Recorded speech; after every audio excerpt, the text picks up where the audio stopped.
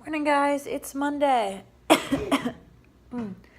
I would say your challenge for the week is to survive, but challenge for the day is to survive. We have Dean's dental procedure this morning, and so as a stand of solidarity.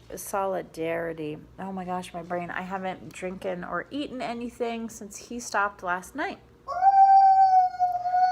Except that I'm used to a lot of caffeine at this point in my day, and I'm running on empty in a lot of different ways, and I forgot, how easily our humanity comes crashing down on us, because while I'm normally very zen, very chill, very patient, I realize that he's tired and hungry and unable to control his impulses because he's a tiny person. But me, I'm hungry. Everything is kind of pissing me off at this point in my day. And I think that perhaps that's the biggest realization, The idea of how long would it take for us to go from a comfortable home to homeless? How long would it take for us to go from people with jobs to begging on the street? And a lot of those time periods are significantly shorter than we think they are. How long would it take for us to go from being an amazing, enlightened spiritual being to someone fighting over a Reese's peanut butter cup, for instance, or, for the last Dr. Pepper from the vending machine? That might be me later. I packed some, so don't worry. I packed 2, so I should be good. Of course, I'm not going to open them until we get settled in the hospital and he's already been taken back. It's going to be a heck of a day for me. So your challenge really is to think about how long would it take for you to go from wherever you're at to the lowest point. And I think that,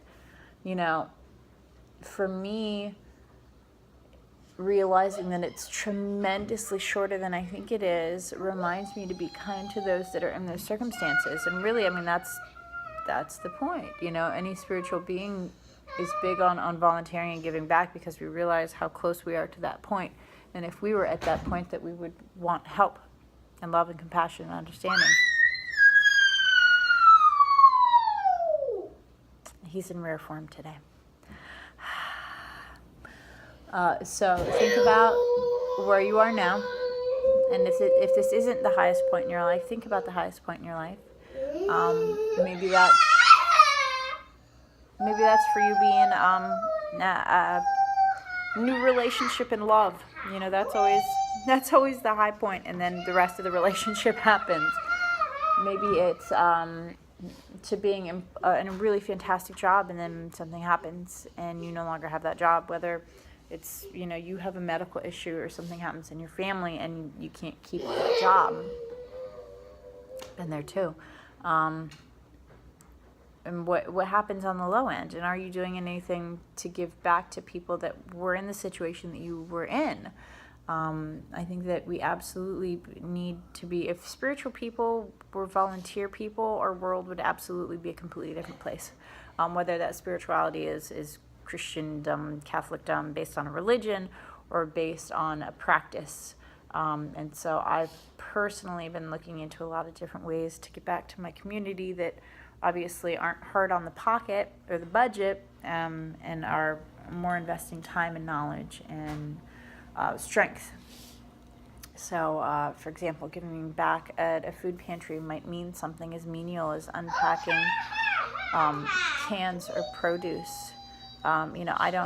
There are no menial tasks to me. I have 2 toddlers. I wipe butts, full time, really, and have for years. So I've no problem scrubbing toilets if someone asks me to scrub toilets. I have no problem taking out trash if somebody asks me to take out trash. And I think that we all should kind of have that same attitude. Nothing is too good for me, because nothing is too good for me. Seriously.